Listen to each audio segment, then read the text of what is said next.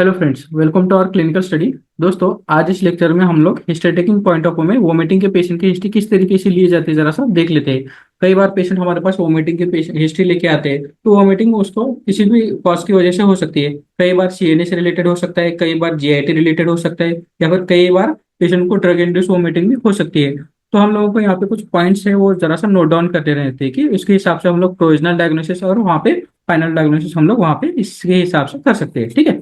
सबसे पहले पॉइंट आता है कि दोस्तों वोमिटिंग के पेशेंट को ड्यूरेशन क्या है, सिंस ड्यूरेशन कितना है, मतलब पेशेंट को वोमिटिंग एक्यूट है या फिर क्रोनिक है, उसके हिसाब से भी हम लोग वहाँ पे हिस्ट्री ले सकते हैं। ठीक है। इसके बाद में आता है दूसरा पॉइंट दोस्तों, वहाँ पे वॉल्यूम देखना रहता है। ठीक है। कई बार patient large amount of volume जो लार्ज अमाउंट ऑफ वोमिटिंग करता है, कई बार स्मॉल अमाउंट ऑफ वोमिटिंग करता है। कई बार क्या होता है पेशेंट को कुछ चीज की वजह से नौसिया वगैरह होता है, तो कई बार स्मॉल अमाउंट ऑफ वोमिटिंग भी करता है। लेकिन कई बार क्या होता है दोस्तों, कई बार लार्ज अमाउंट ऑफ वोमिटिंग भी पेशेंट करते हैं। तो ऐसे केसेस में कई बार प्रोजेक्टाइल वोमिटिंग होती है, जितना पूरा खाना खाया उतना का पूरा बाहर आया। कई बार ऐसे केसेस में फूड पॉइजनिंग के केसेस भी हम लोगों को जरा सा देख लेने चाहिए। इसी के साथ साथ कई बार जो किडनी फेलियर के पेशेंट है, ऐसे में भी हमारे यूरिया बहुत ज्यादा बढ़ता है, तो ऐसे लार्ज अमाउंट ऑफ वोमिटिंग जो प्रोजेक्टाइल टाइप में रहती है, ऐसे भी वोमिटिंग हो सकती है। तो हम लोगों को यहाँ पे वॉल्यूम भी देखना रहता है दोस्तों यहाँ पे। ठीक है। बाद में आता है दोस्तों यहाँ पे वोमिटिंग बिलियस या फिर नॉन बिलियस है। ठीक है। दोस्तों यहाँ पे बिलियस वोमिटिंग जो आप ये पिक्चर देख रहे हैं ना, ये बिलियस टाइप है। जो पूरा का पूरा बाइल पेशेंट वोमिट करता है, तो ये बिलियस वोमिटिंग कई बार क्या होता है दोस्तों यहाँ पे इंटेस्टाइनल ऑब्स्ट्रक्शन की वजह से भी ये बिलियस वोमिटिंग हो सकती है। ठीक है।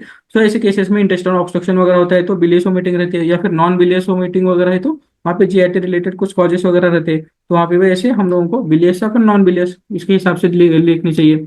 बाद में आता है कि आफ्टर टाइम ऑफ फूड, मतलब पेशेंट खाना खाने के बाद कितने देर में पेशेंट वोमिटिंग कर रहा है। इसी के हिसाब से जैसे कि हम लोगों ने देखा कि प्रोजेक्टाइल वोमिटिंग है या फिर वहाँ पे धीरे धीरे जो टाइम कंज्यूमिंग वोमिटिंग है, तो ऐसे केसेस में भी जरा सा हम लोगों को टाइम का भी ध्यान रखना चाहिए। ठीक है। बाद में वोमिटिंग में समझो पेशेंट का ब्लड आया है या फिर नहीं आया, ये भी देखना रहता है। कई बार समझो वोमिटिंग में ब्लड आता है, तो कई बार क्या होता है दोस्तों यहाँ पे हिमेटोमेसिस के भी चांसेस रहते हैं। कोई लार्ज अमाउंट ऑफ ब्लड भी आता है तो उसको हिमेटोमेसिस कहते हैं। जैसे कि पोर्टल हाइपरटेंशन में सीएलडी के केसेस में इसोफेजल वायरसेस की वजह से हो सकता है। ठीक है। तो ऐसे केसेस में हमको हेमेटोमेसिस है क्या देखना चाहिए। बाद में आता है कि दोस्तों आप स्टेट ऑफ फूड क्या है ठीक वोमिटिंग में। जैसे कि वोमिटिंग में जो हम लोग रात को खाना खाते हैं तो सुबह उठ के वोमिटिंग हो रही है, तो ऐसे केसेस में कई बार गैस्ट्राइटिस की वजह से भी ऐसे हो सकता है दोस्तों यहाँ पे। ठीक है। या फिर नहीं तो खाना खाने के बाद तुरंत वोमिटिंग होती है, तो ये कई बार क्या होता है दोस्तों यहाँ पे ये पेशेंट को फूड पॉइजनिंग की वजह से भी हो सकता है। ठीक है। इसके साथ साथ समझो ये एसोसिएटेड सिम्टम्स सबसे इंपॉर्टेंट पॉइंट है यहाँ पे, एसोसिएटेड कुछ सिम्टम्स है क्या।